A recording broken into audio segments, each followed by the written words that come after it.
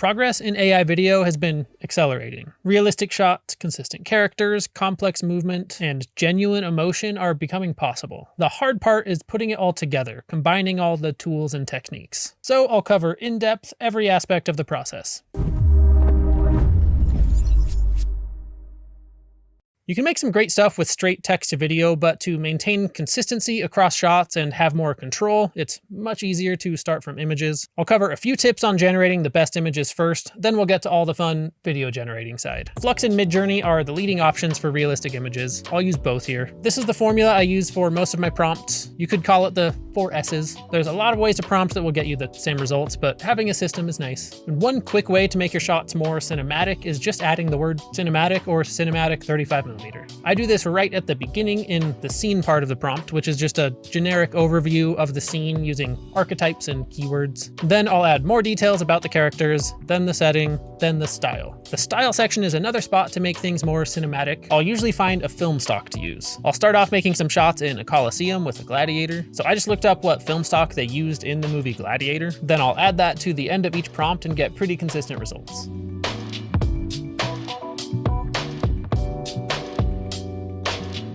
Another option if you're using Midjourney is using a style reference. To add one, you just drag it up to the prompt bar, then switch this to the paperclip icon. This will use the aesthetics, like the lighting, colors, and overall vibe of your image, and it will apply that to your generation. This could be from a shot you generated or any image. You could find a still from a movie you like and use that as the reference.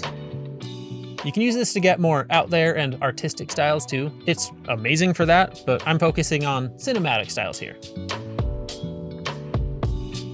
An impactful way to control your scenes is by using shot types, which I'll usually put right at the beginning of the prompt. Close up to focus on a subject's face or small details, often used for emotional moments, reactions, or dramatic emphasis. Medium shot shows a subject from the waist up to balance detail with context, used for dialogue scenes and general character interactions. Establishing shot is a wide shot of the location to set the scene, provides context and orientation for the audience, typically used at the beginning of scenes or to transition to new locations.